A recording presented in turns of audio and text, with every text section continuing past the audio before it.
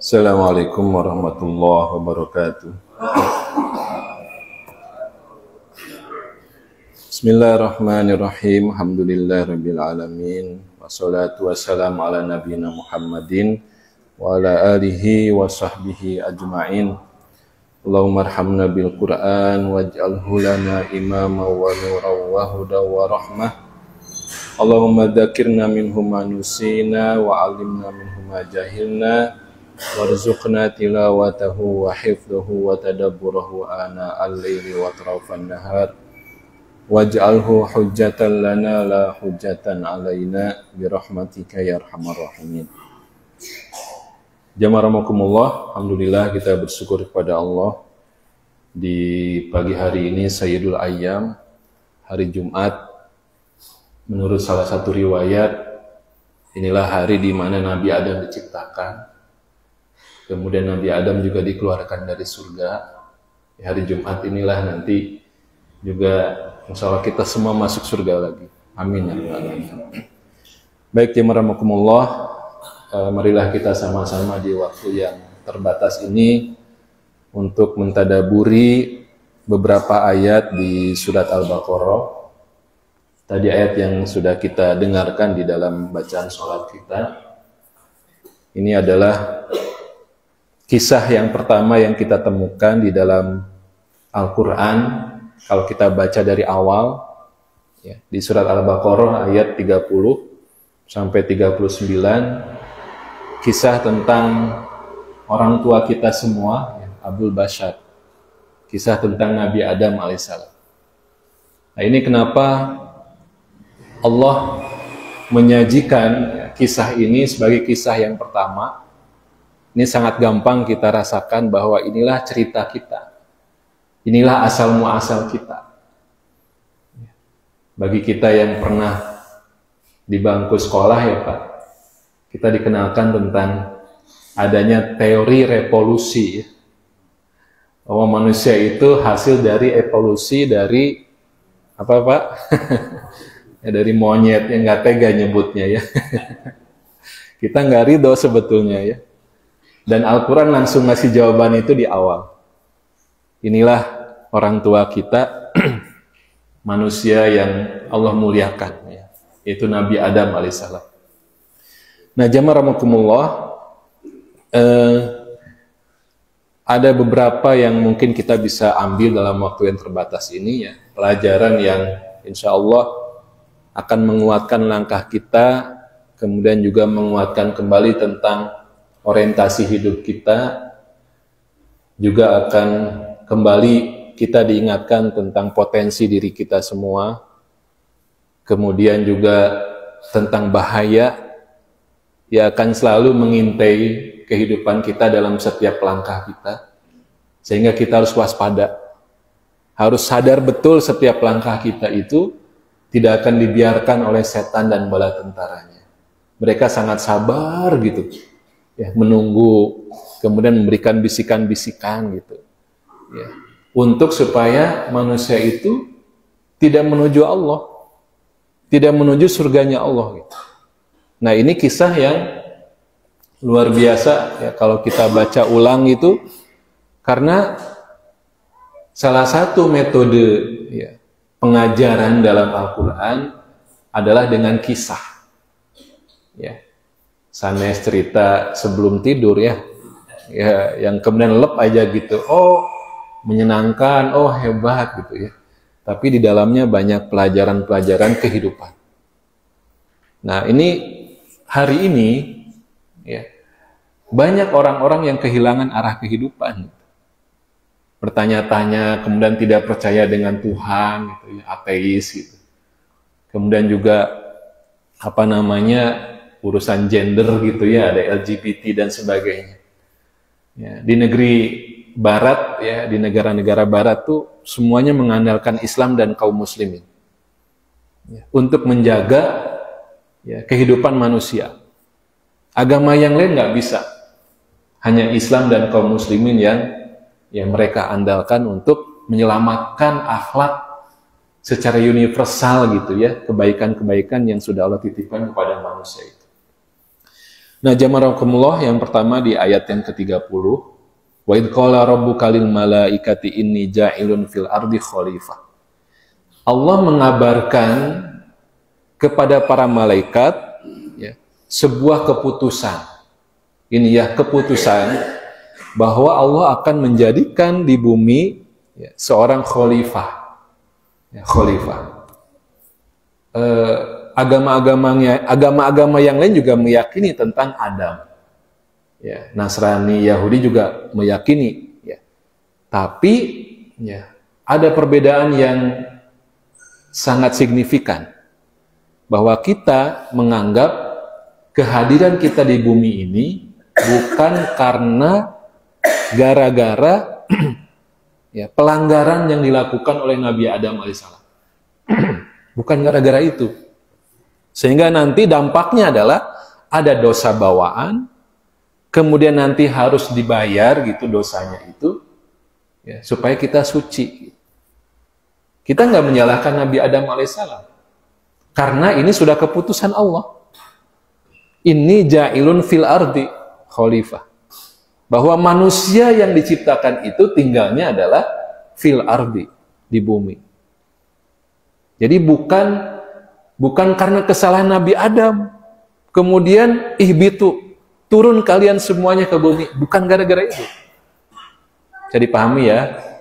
Jadi ini adalah sebuah informasi dari Allah tentang suatu keputusan di bumi akan ada khalifah. Sedangkan nanti cerita anak kunaon atuh, ada cerita di surga, ada larangan, kemudian Nabi Adam dan istrinya melanggar larangan itu, tidak hanya mendekati tapi memakan buah dari pohon yang dilarang itu. Kunaon atuh aya eta, kenapa gitu? Ya. Itu karena sebuah cara Allah untuk memberikan kepada kita informasi sangat penting sebelum tugas berat di bumi. Kamu manusia itu mulia, punya kemampuan belajar, beda dengan malaikat, diberikan juga nafsu, ya, punya kemampuan ilmu itu dikembangkan, ada formula-formula yang ditemukan gitu. Ya, bagaimana membuat jalan yang lebih enak, lebih mulus, dari aspal, macam-macam. Tadi saya lewat itu, kecegat itu nggak bisa lewat di Cimencerang itu, bingung, karena ketutup itu lagi bangun apa itu ya, ya jembatan itu, jadi muter Pak naik ke lah tadi itu, Sugante mau tiasa kadia terus pada ngawa, ya Allah, Bismillah ya, manusia tuh diberikan kemampuan itu untuk berkembang gitu, beda dengan malaikat, ya, jadi Allah kenalkan dulu, ya maneh teh kieu, kalian tuh begini nih karakternya. Kemudian juga nanti Allah ceritakan, di dunia, di bumi itu akan ada ujian. Akan ada ujian. Kenikmatan banyak, tapi yang dilarang ada sangat-sangat sedikit sebagai bentuk ujian. Ujian itu ada untuk supaya manusia punya kehendak. Ujian ada untuk membedakan kualifikasi, kualitas orang. Itu ujian gitu. Ya. Tapi kalau nggak ada ujian, nggak bisa dibedakan. Nah itu ujian. Kemudian nanti ada musuh bebuyutan, yang dia itu sabar sekali gitu menggodanya itu. Fa'azallahumma syaitan. Ya. Azalla itu menggelincirkan. Ya. Zalala itu tisoledat. Nampak tisoledatnya namanya. Ya itu. Tisereule, tisoledat, tisereule, tijengkang, nggak mungkin orang itu tisoledat dengan batu yang besar, nggak mungkin tergelincir dengan lubang yang besar. Udah kelihatan kalau besarnya itu, tergelincir itu dengan hal-hal yang kecil. Fa'azallahumma syaitan. Jadi dengan hal-hal yang kecil itu ditarik. Bisa dibayangkan, jannah itu disebut jannah karena suatu kawasan yang dipenuhi dengan pepohonan yang sangat rindang, penuh. Itu jannah. Ya. Di dia ayat ya Ustaz, Nah, sebut dikit. Ada satu area penuh dengan tumbuh-tumbuhan gitu. Ya. Ya, kalau ada rumah yang dipenuhi dengan itu kan beda. Ya, suasananya beda gitu. Banyak tumbuhan itu. Ya, lebih terasa jannah. Ya. Ya. Hanya satu saja pohon yang dilarang oleh Allah. Itu kan ujian yang jangan tengok kanan. So, tengok kanan tuh. Tengok kanan. Itu metode publikasi ya, iklan yang ngikuti cara ini. Jangan mendekat. Mendekat itu. Ya, nanti setan ngasih tuh ya informasi-informasi alasan gitu, why gitu.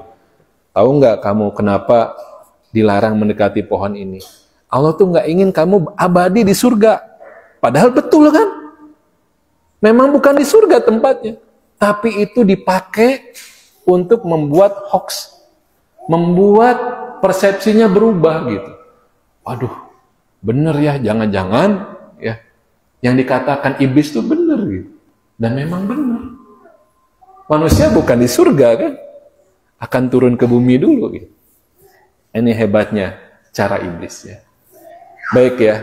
Jadi itu keputusan Allah yang sudah jadi. Namanya keputusan Allah nggak mungkin dirubah lagi. Ya.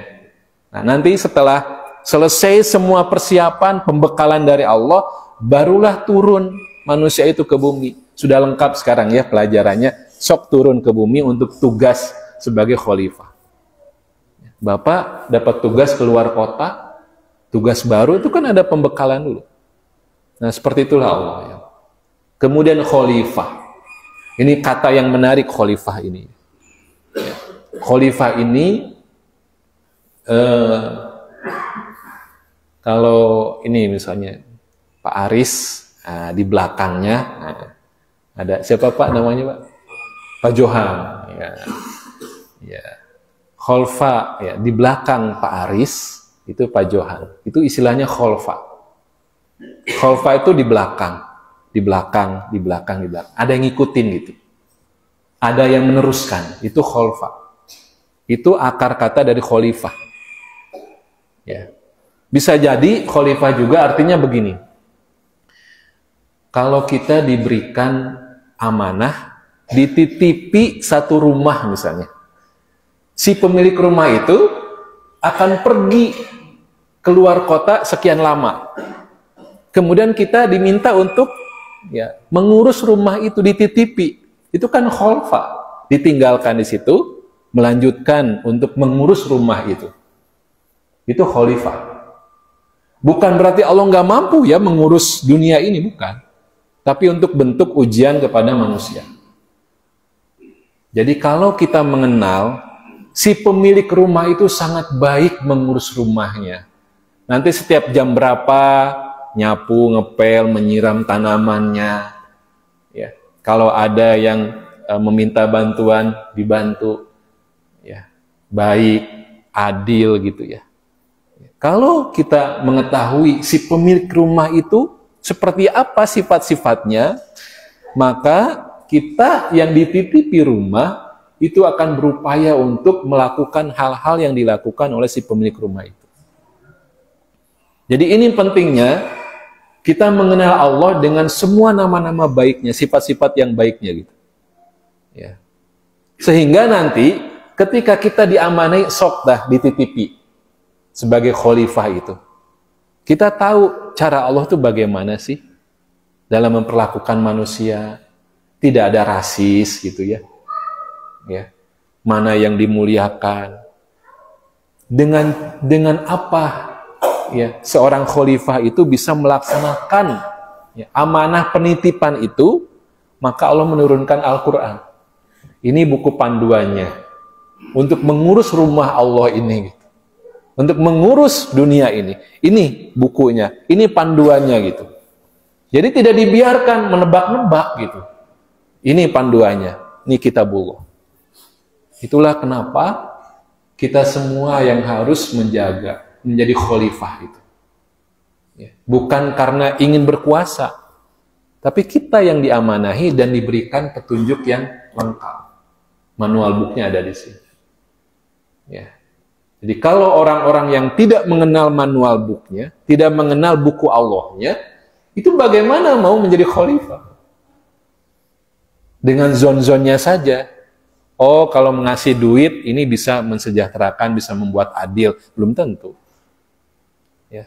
Kemarin siapa yang digugat saat COVID itu mengambil 50% ya, gaji ASN gitu. Kan digugat juga. Padahal niatnya bagus, membantu mereka yang kehilangan pekerjaan. Manusia tuh begitu. Tapi kalau dengan Allah, dengan panduan Allah, Allah mengetahui mana yang paling baik. Akan adil gitu. Nah itu khalifah maksudnya begitu. Ya. Kemudian malaikat bertanya, ataj'alu fiha ma yufsidu fiha wa yasfikud dima. Ya. Nah ini sering disalahartikan, ini sebagai sebuah komplain gitu dari malaikat. Ya. Bukan. Tapi malaikat ini makhluk yang firasatnya kuat, karena taat dan dekat dengan Allah, itu firasatnya kuat. Ada manusia-manusia yang juga firasatnya kuat. Ya, bukan manusia pintar ya, bukan. Ya. Firasatul mukmin ya. Orang yang mukminnya itu kokoh, itu firasatnya akan kuat. Ya. Ketika apa? Ya. Pendengarannya adalah pendengaran Allah, penglihatannya adalah penglihatan Allah, gitu ya. Semua langkahnya adalah langkah Allah, itu firasatnya akan kuat. Itu kan hadisnya begitu. Ya. Nah ini firasat malaikat. Ini makhluknya akan berbuat kerusakan dan juga akan menumpahkan darah. Ya. Sedangkan mereka malaikat itu, ya, nahnu nusabbihu bihamdika wa nuqaddisu lak. Bertasbih, bertahmid, dan mensucikan Allah. Ya. Jawaban Allah, Allah tidak menolak dugaan malaikat itu. Tidak menolak. Tapi jawaban Allah adalah, inni a'lamu ma la ta'lamun. Sesungguhnya aku mengetahui apa yang tidak kalian ketahui. Artinya, memang akan ada manusia-manusia yang berbuat kerusakan dan menumpahkan darah. Kan betul itu. Tapi Allah mengetahui, di antara manusia yang silih berganti itu, khalifah itu, diganti, itu akan ada manusia-manusia yang melakukan tugas-tugas ilahiyah. Ya.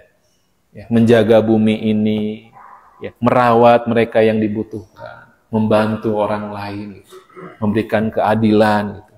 Itu kan ada. Makanya Allah mengutus nabi, rasul gitu ya. Ada umat gitu. Nah, Al-Baqarah, jamaramukumullah. Ini unik. Ini surat yang terpanjang, itu menceritakan model. Ada role model, ada contoh-contoh gitu. Ya. Nabi Adam sebagai contoh yang pertama, gagal dengan ujiannya, tapi bangkit lagi dengan istighfar, dengan taubat. Itu satu contoh. Kemudian nanti kisah berikutnya sangat panjang, kisah Bani Israel. Ya. Ini kisah tentang contoh suatu umat, suatu kaum yang Allah berikan panduan, selalu ada nabi membersamai mereka, tapi gagal. Dan mereka tidak bangkit, tidak meminta ampun kepada Allah, tidak bertobat kepada Allah. Itu mirip iblis. Iblis gagal, tapi nggak kembali, nggak bertobat. Nah, contoh kaumnya adalah Bani Israel. Ya, itu contoh role modelnya gitu ya, modelnya. Berikutnya adalah Nabi Ibrahim alaihissalam. Ini contoh yang sukses. Dengan semua ujian, sukses Nabi Ibrahim. Nah, setelah itu, setelah 3 kisah itu, kisah Nabi Adam, Bani Israel, Ibrahim, sesudahnya adalah tentang kita. Al-Baqarah itu cerita tentang kita. Kalian tuh juga akan diuji sebagaimana 3 kisah itu. Sok mau ngambil yang mana? Jadi Ibrahim lulus terus. Atau jadi Nabi Adam, sempat gagal, tapi bangkit lagi. Kita kayaknya nggak mungkin jadi Nabi Ibrahim ya. Wah itu perfect, sempurna. Ya, cum laude hasilnya ya. Ya, kita mah anu salah-salah lah gitu. Nah, contohlah Nabi Adam alaihissalam. Gagal tapi langsung kembali kepada Allah. Keren banget. Ya. Nah, ini saya nggak ingin terburu-buru ya, karena ini mukadimah.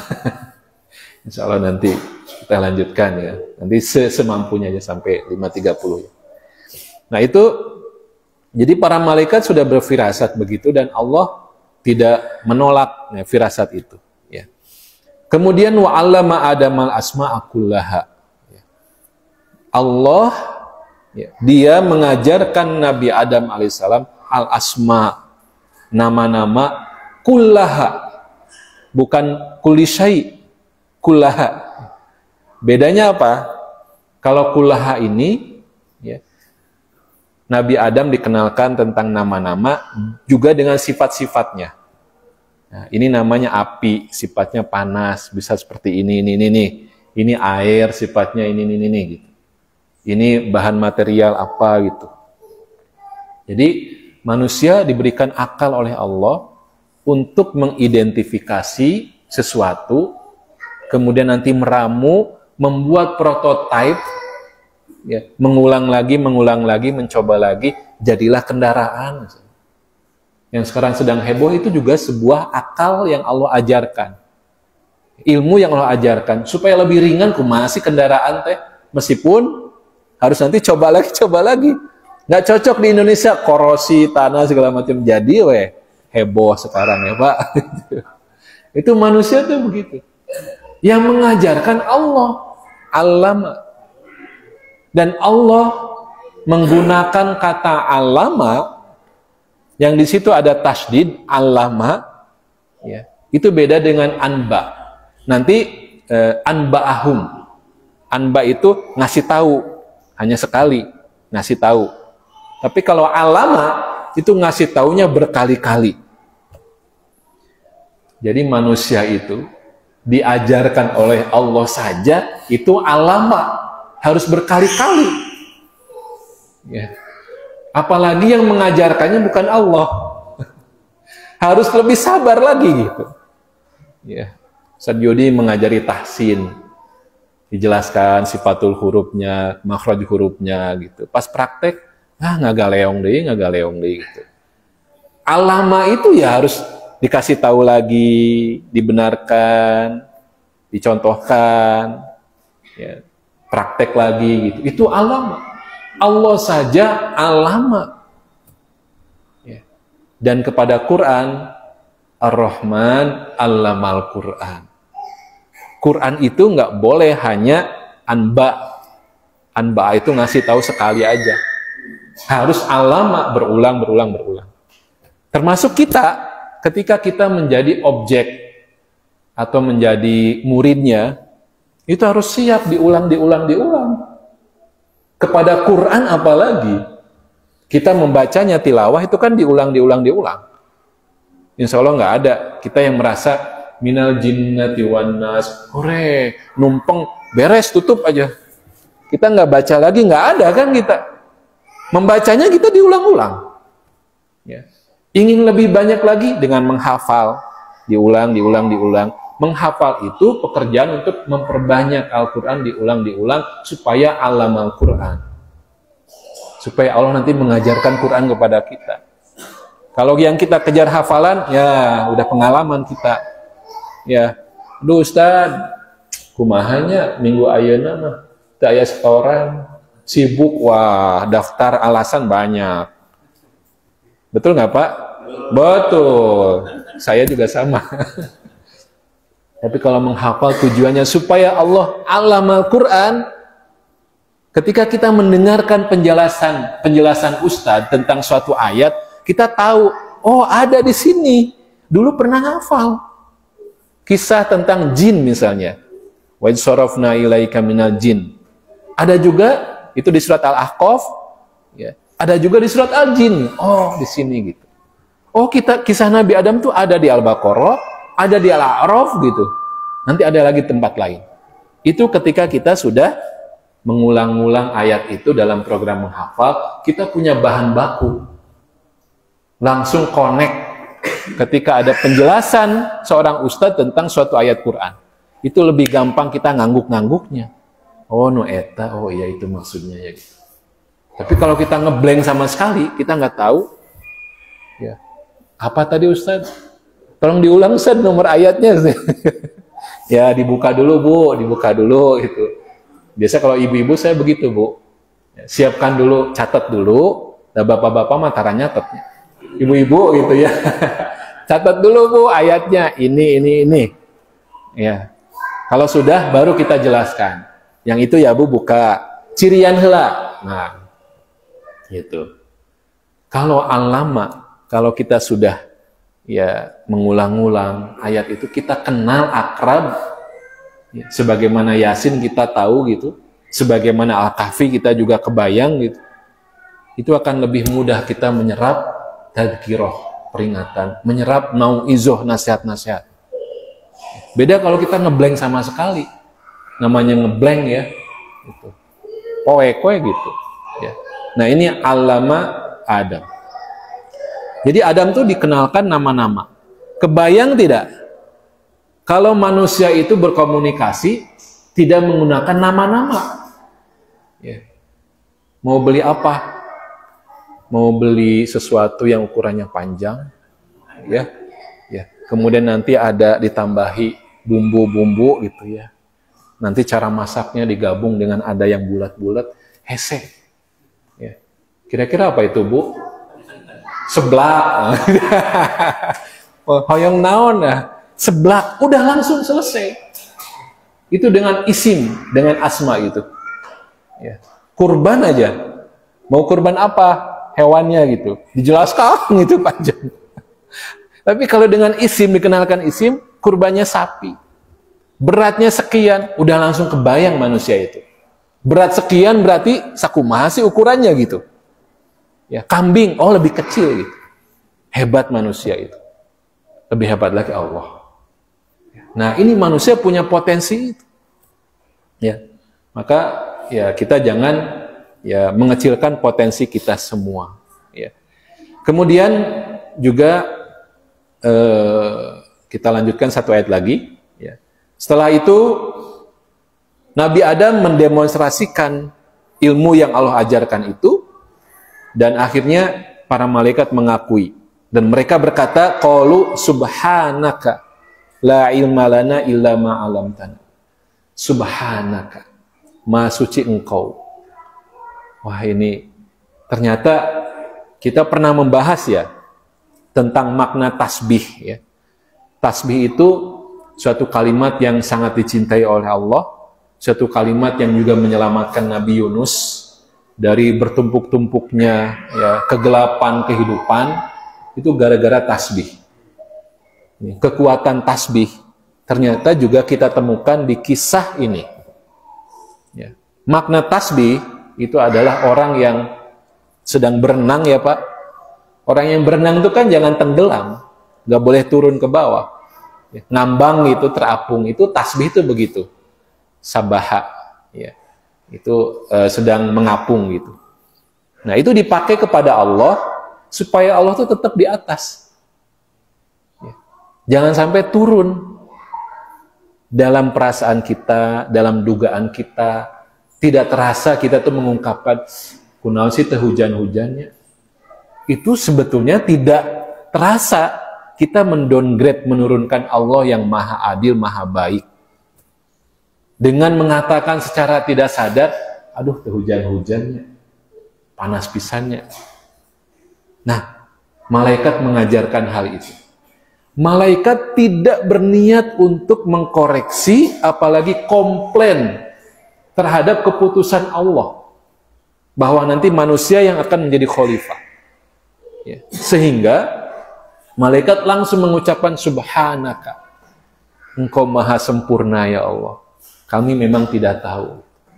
Jadi subhanaka itu meninggikan Allah kembali pada posisinya, pada makomnya, setelah ada kondisi kita ya, baik terasa atau tidak terasa, menurunkan Allah. Sifat adil Allah, sifat baik Allah, memeliharanya kepada kita dalam semua kondisi. Allah selalu begitu nggak pernah berniat jahat kepada kita. Meskipun yang kita alami itu sesuatu yang buruk menurut kita, Allah enggak. Makanya subhana, tasbih ini diucapkan saat kondisi-kondisi yang berat dalam kehidupan kita. Nabi Yunus kan begitu. La ilaha illa anta subhana inni kuntu minaz zalimin. Itu yang menyelamatkan Nabi Yunus dari dalam perut ikan yang besar itu dikeluarkan. Jadi subhanaka ini sangat penting. Malaikat punya akal, dengan akalnya kadang-kadang mempertanyakan gitu. Kunaon bet kieu, kunaon bet kitu gitu. Ketika itu diberikan kepada makhluk, itu nggak masalah. Tapi kalau itu diberikan kepada keputusan Allah, takdir Allah, itu yang jadi masalah gitu. Mempertanyakan keputusan Allah. Nah, urang mahnya pasangan urang teh nu kieu. Padahal mah cocok nama nu kieu gitu. Ya. Allah Maha tahu gitu. Ya. Gitu. Dulu ada guyonan di teman-teman ya. Ya. Sesama penghafal Quran itu pengennya sih nikahnya dengan penghafal Quran lagi gitu. Tapi ketika dilihat ada sebuah model, ada seorang ustadz penghafal Quran, ternyata istrinya itu istrinya moderat gitu. Ya, seneng guyon, main, sosialita gitu ya. Ya. Ternyata itu saling mewarnai, saling melengkapi gitu. Ustadz yang penghafal Quran itu biasanya kan ditakuti, aya simaan gitu, ya. Tapi dengan diwarnai oleh istri yang seperti itu, jadi guyon, jadi bisa lebih hangat gitu. Itu hebat Allah. Nah, kita juga begitu. Tidak boleh menggugat, mengkomplain. Ya, akal kita jangan dipakai untuk kepada Allah. Kunaon sih sholat subuh 2 rakaat. Nah, gitu kan ya. Siang anu sibuk opat-opat. Nah, kan itu logika kita kepada Allah itu. Nggak boleh begitu. Allah Maha tahu kalau bangun itu kan butuh proses. 2 rakaat itu ya ringan untuk badan kita yang masih butuh kembali nyawanya gitu. Itu subhanallah ya, luar biasa. Itu saja barangkali apa yang bisa kita bahas. Semoga ini menjadi tambahan buat kita ya, pemahaman kepada ayat-ayat Quran dan menjadi panduan dalam kehidupan kita, tidak sekedar kisah. Kemudian nanti insya Allah kita lanjutkan pada episode berikutnya. Semoga Allah berikan kesempatan. Amin ya rabbal alamin. Aqulu qouli hadza astaghfirullah li wa lakum. Assalamualaikum warahmatullahi wabarakatuh.